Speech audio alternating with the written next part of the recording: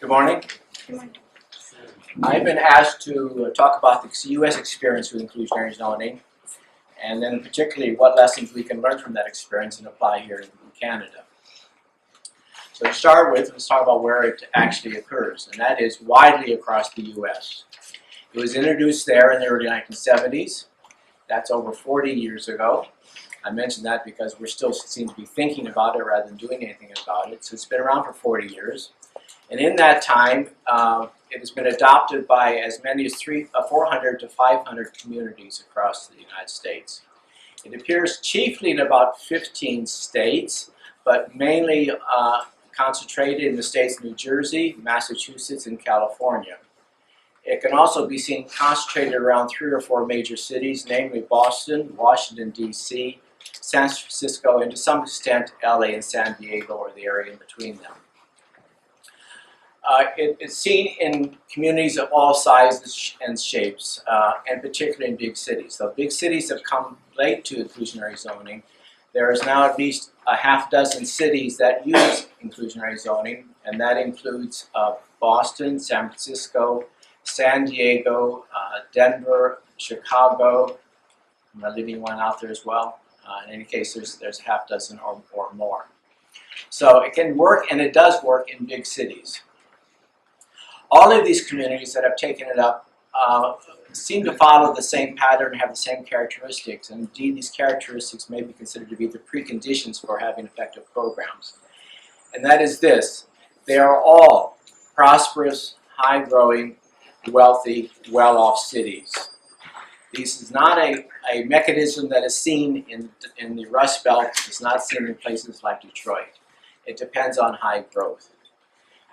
Furthermore, these cities, because of their high growth, have generally suffered from rising and rapidly rising house prices. That has left behind many people who formerly could easily find housing in the cities, left them out of the housing market. When faced by the electorate to do something about it, but having no resources of their own, and furthermore, having very few resources coming from the federal and provincial government, these cities turned to using their regulatory processes to provide for affordable housing. So they used a new tool that they had used before to address this issue. And this is perhaps one of the key points. And one of the main lessons is, again, inclusionary zoning is related to high growth. It works only in areas of growth. After all, you must understand inclusionary zoning takes a share of the private sector is otherwise building, and if it's not building anything, there's nothing to take. So inclusionary zoning very much depends on growth to sustain it. There's also another important, maybe more obscure point, and that is this. In some cases, the high growth, or particularly the rising house prices associated with high growth, very much gave these cities the justification for using inclusionary zoning. You must understand inclusionary zoning is an intrusion into the normal development processes. It requires developers to provide for affordable housing. They felt justified in a sense forcing developers to provide affordable housing because under these circumstances, in areas of high growth, the developers were producing more and more and more housing, but they were serving a smaller percentage of the housing need. So the cities found justification in the high growth, and particularly the rising and the reduced affordability that came out of it as the justification for using inclusionary zoning. So I think you can see a lot of Toronto in this, though it has not necessarily used the remedy. But you can see that Toronto very much fits into this pattern of where it's been used in the States and why it's been used in the States. Now you might be asking, what about Canada? Well, the story in Canada can be simply and shortly told. We don't use inclusionary zoning. There are no examples of inclusionary zoning in this country. We have Toronto, Vancouver, Montreal, used various other regulatory mechanisms that are vaguely, but only vaguely related to inclusionary zoning. For example, Toronto has used Section 37 and the large sites policy, but both of them have provided pathetically little affordable housing. So if there's any lessons to be learned out of the Canadian experience, it's perhaps not how not to do it than how to do it. So I'm not going to spend too much time on the Canadian experience. So what I'm going to be describing is very much comes out of the U.S. experience and how they handle it there.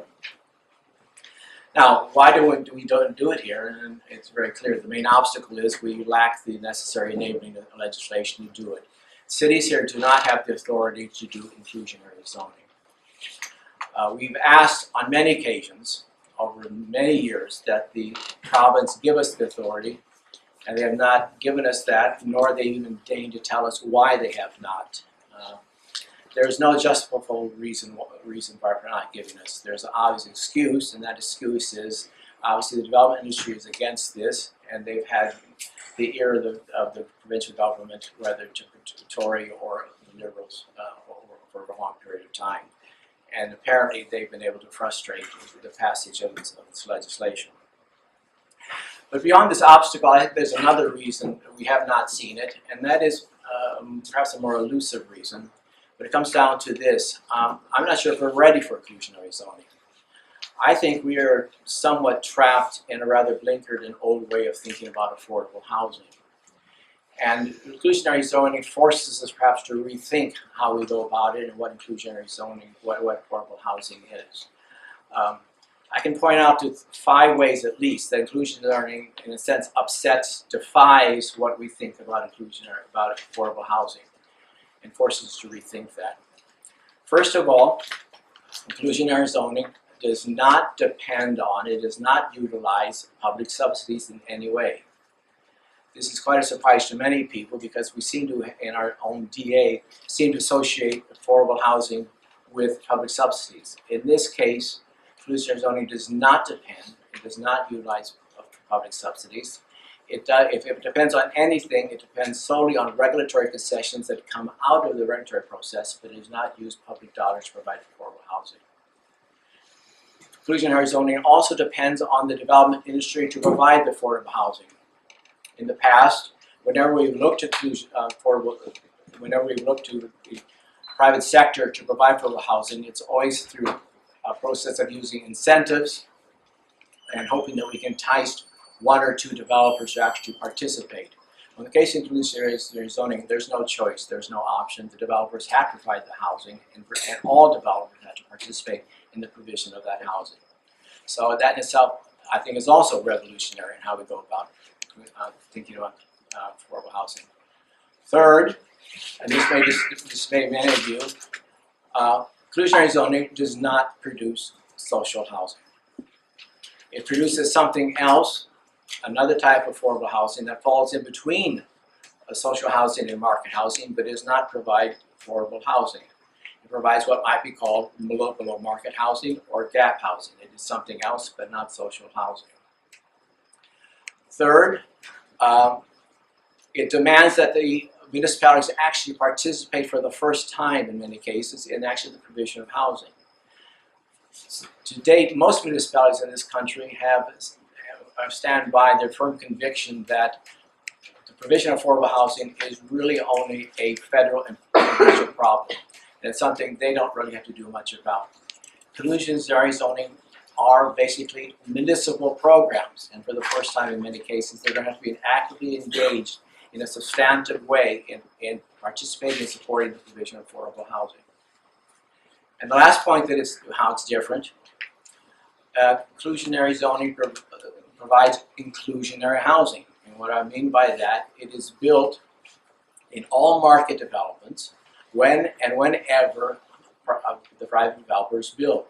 Again, that's different because in the current time we think of affordable housing as being basically on separate sites when and if we have money to provide for it. But in this case, affordable housing will be built everywhere across the city, scattered in every development, and this in itself will also have a profound change in how we provide for affordable housing and think about it. Well, first and main one, obviously, is that inclusionary zoning is a very effective way for providing affordable housing. There's been no national survey in the U.S., but according to the best figures I can find from about 10 years ago, in the United States, inclusionary zoning has produced between 120 and 150,000 units nationwide. To perhaps put that more carefully into the Toronto context, if we had inclusionary zoning program, could be producing roughly between 1,000 and 1,500 affordable housing units per year. I think that's a substantial amount of contribution to the affordable housing need of this city. Now, to be effective, though, inclusionary zoning has to at least do the following three things. It has to be mandatory. There are both voluntary and mandatory programs in the United States. But it's clear from that record that voluntary programs don't work. They produce very little affordable housing. To succeed, inclusionary zoning must be mandatory.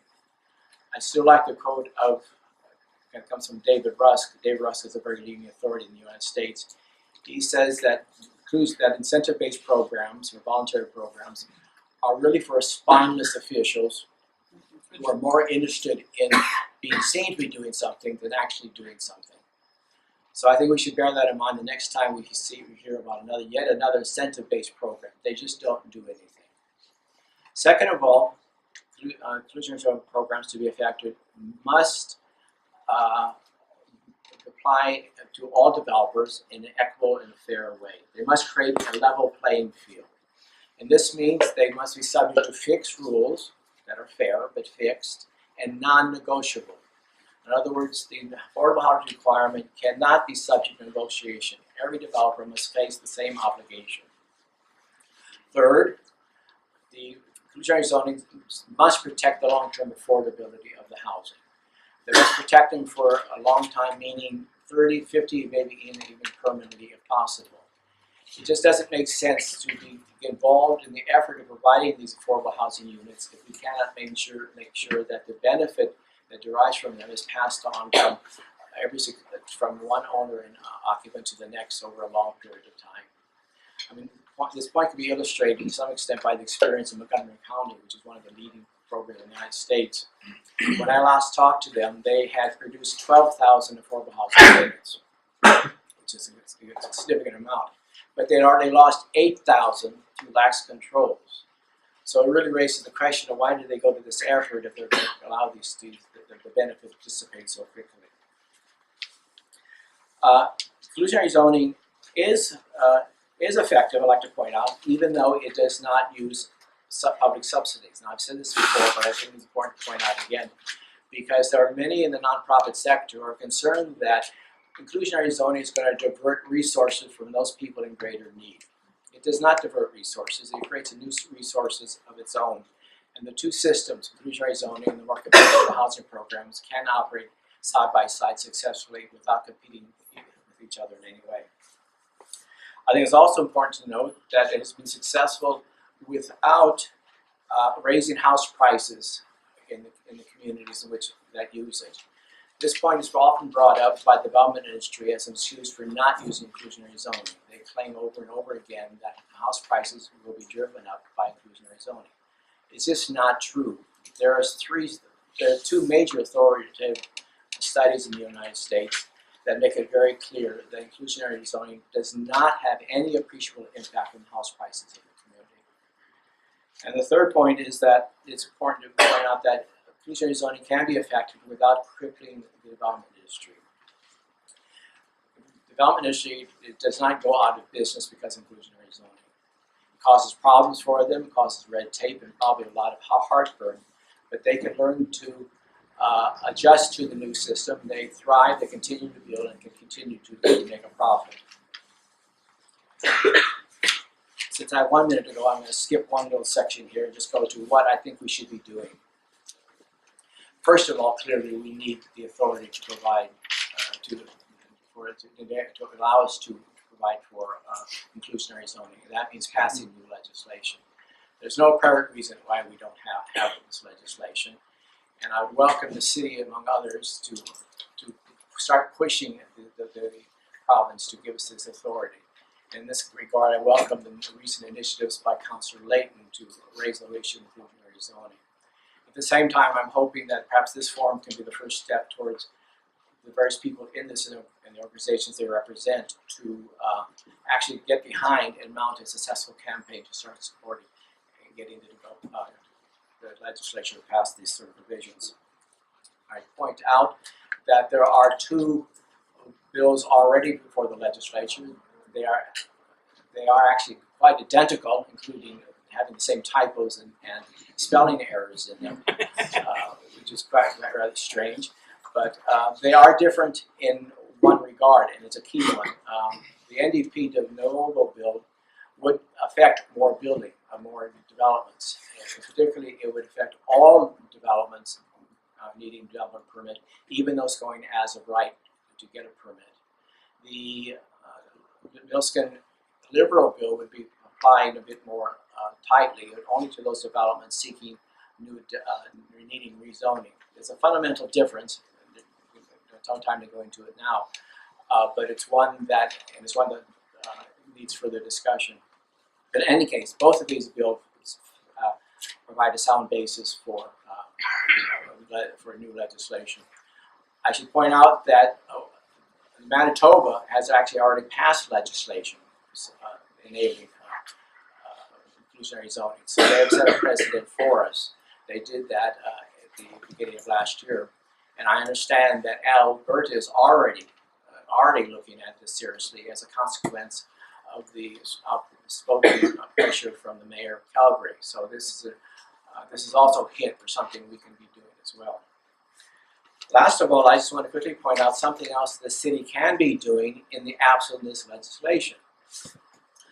I think the city should be requiring, when it releases surplus land for the private developers buying it, for them to be required to provide inclusionary zoning on those sites. In other words, they should be requiring Toronto Bill, Waterfront Toronto, Bill Toronto, Waterfront Toronto, the housing, the school board, as well as the parking authority and other agencies, whenever they release surplus lands, to actually provide affordable housing on those lands.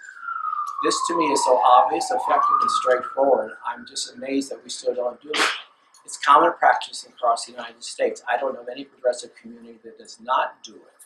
So I'm just surprised that why we have not taken this opportunity to actually provide affordable housing in advance of this legislation. With that, I have my say.